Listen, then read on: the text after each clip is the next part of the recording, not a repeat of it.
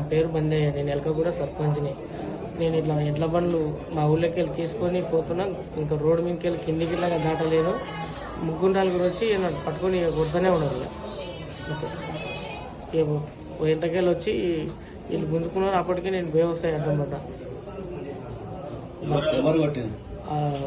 బొమ్మగల్ల నరసింహులు, బొమ్మగల్ల సురేష్, బొమ్మగల్ల యాదయ్య కొడుకు.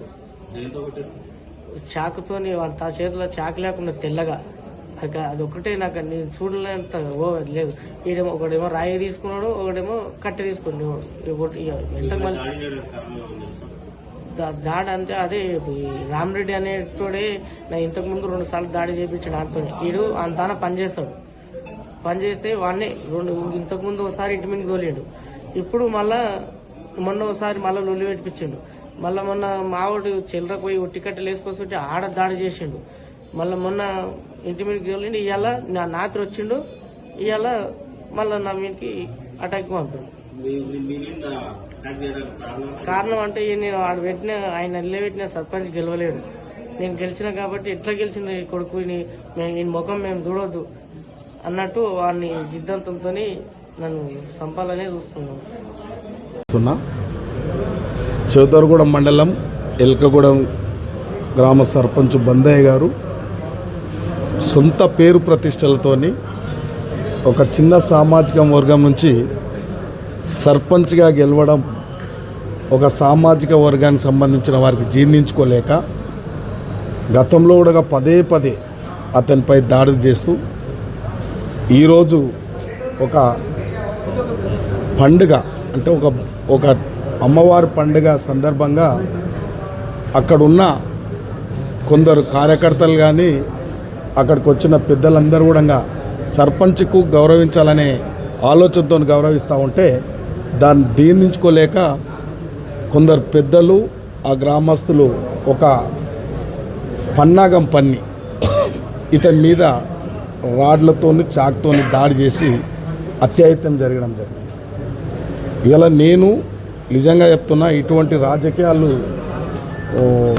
మంచివి కావు. ఈ అత్యాహత్య రాజకీయాలు మంచివి కావు.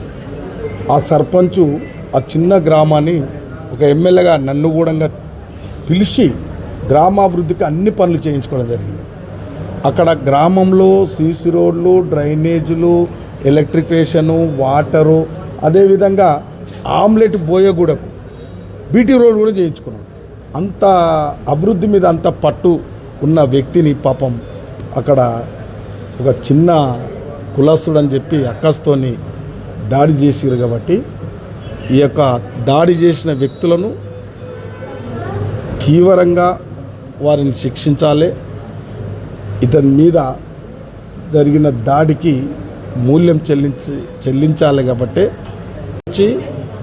డబ్బు అహంకారంతో మదమెక్కి ఒక అహంకారంతో ఒక నేను ఒక పెత్తందారుని అని చెప్పి అహంకారంతో ఆ గ్రామంలో భయభ్రాంతులకు గురి చేసి ఆ పండుగను చేసుకోకుండా కూడా అందరిని ఇబ్బందులు పెడతా ఉన్నాడు. కాబట్టి అతని మీద చర్య తీసుకోవడానికి మేము కూడా అందరం కూడా పోలీసు వాళ్ళకు కూడా తన భార్య కూడా ఆల్రెడీ దరఖాస్తు ఇస్తుంది. కాబట్టి చర్య తీసుకోవాలని కోరుతున్నాం. పేరు బందయ్య. ఈ రోడ్ సర్పంచ్ అయ్యిండు కానీ అది సర్పంచ్ అయినప్పటి సంది లొల్లులు అవుతున్నాయి బాగా. కుటీలం పెట్టుకొని అంతా ఎట్లా గెలిచి అని చాలా పగబట్టిండు సార్ మమ్మీన.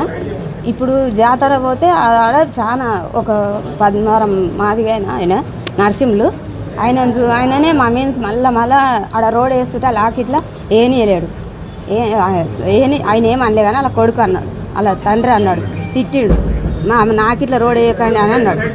అంటే ఈయన ఎందుకు సిసి రోడ్ శాంక్షన్ అయింది నేను వేస్తా అని అన్నాడు. అంటే ఇక వద్దు అంటానన్నారు వాళ్ళు. వద్దంటే ఈయన వేయించిండు. కొంచెం వాళ్ళు వేసుకున్నారు. అప్పటి సంది మా మీద చాలా లొల్లి చాలా పగబట్టింది సార్. రామరెడ్డి చాలా అంతా ఆయననే చేపిస్తున్నాడు సార్. రామరెడ్డి వాళ్ళందరు పక్కన వాళ్ళు మొత్తం చాలా మంది ఉన్నారు. వాళ్ళ పేర్లు చెప్పాను కానీ మస్తు నేర్పుతున్నారు వాళ్ళకు. ఆయన ఈడుండనే ఉన్నాడు కానీ ఆయన ఫోన్ల మీదనే చాలా మెయింటైన్ చేస్తున్నాడు. మస్తు మా మీదైతే చాలా కుటీలం.